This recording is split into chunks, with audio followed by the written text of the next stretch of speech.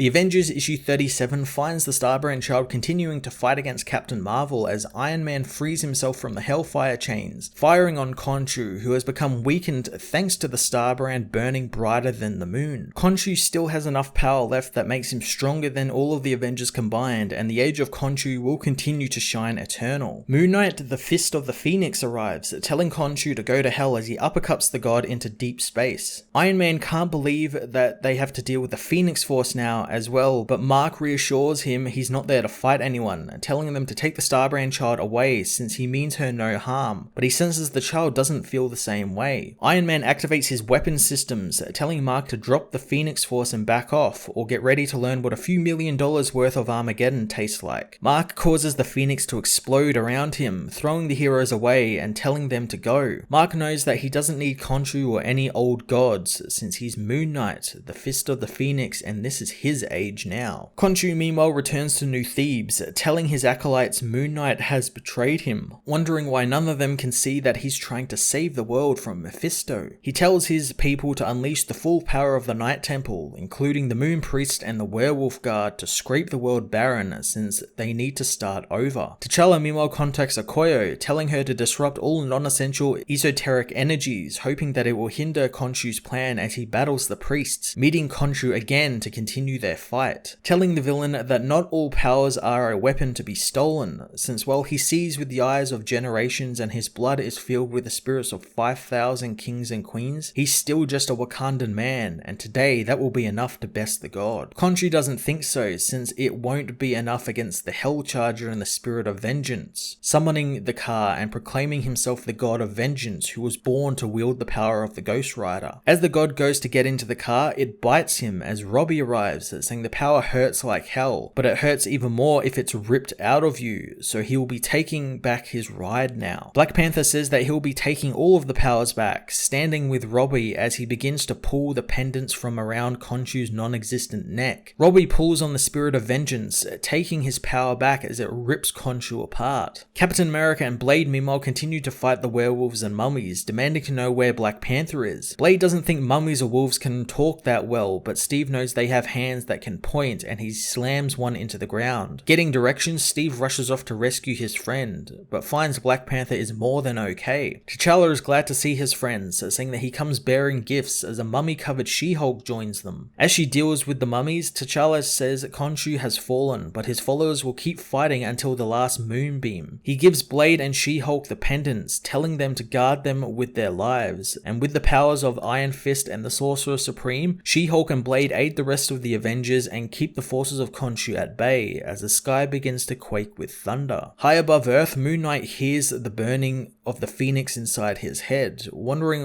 what was to happen if he let it out and purged Earth, destroying the parasite that is the human civilization and grew something new from the ashes. As he thinks about committing genocide, Mjolnir speeds towards the group of planets holding Thor, slamming into them. Moon Knight is overcome by the voice in his head that tells him to burn the world, considering listening to it as Thor explodes from the planets. His hammer returned to his hand as he proclaims Moon Knight has disrespected the hammer of the All-Father, and now as repayment, it shall disrespect his face. Thor flies at Moon Knight and there is a bright light that engulfs the earth as the defeated Khonshu says that the devil will kill them all, and if he, a god, failed to kill the devil, what chance do the heroes stand? Black Panther says that the god failed because they are the people who hold gods accountable, putting him under arrest in the name of Earth and its Avengers. Elsewhere on Earth, Moon Knight has crashed, freed from the Phoenix, which takes off across the ocean. At the summer house on the moon, Jean Grey asks Wolverine if he can feel the Phoenix, and Logan can. Jean realizes it's not there for her this time, and it's searching for someone new, and there will be a calling to it. Logan knows, and the being who will be chosen will be chewed up and spat out. Just like always, that is unless he gets there first. Jean knows if Logan is to do this, she wants to know what reasons does the mutant think he could ever stop the Phoenix. Logan says that he has reasons, popping his claws and saying he's got 6 of them with him right now. The Avengers issue 37 ended the huge Age of Khonshu storyline in a rather rushed yet fun way as the heroes finally beat the Moon God. Again, artist Javier Garron appears to be having loads of fun with this book, giving characters really cool moments and putting them in unique situations that they aren't usually in, like making Blade the Sorcerer Supreme and Moon Knight the Phoenix. As I said before, the issue was a little rushed since all of the storylines just seem to wrap up over 2 pages as Thor is released and he's kind of like the catalyst that brings it all together, and Khonshu being arrested is a little ridiculous. I did love Mark's internal struggle of fighting against the Phoenix, which wants him to kill everything on Earth and basically commit genocide, and it was cool that it was kind of tied to his multiple personalities since the Phoenix kind of became a Nulla personality, so he knew how to deal with it and prevent the power from destroying the world. The build up to the Phoenix story coming up sounds really exciting, especially since it's now involving the X-Men, but what I'm most looking forward to is what happens to Moon Knight now since he betrayed Khonshu, and what does that mean for Mark, and hopefully that's something we see play out somewhere down the line. I'm going to give this issue an 8.5 out of 10.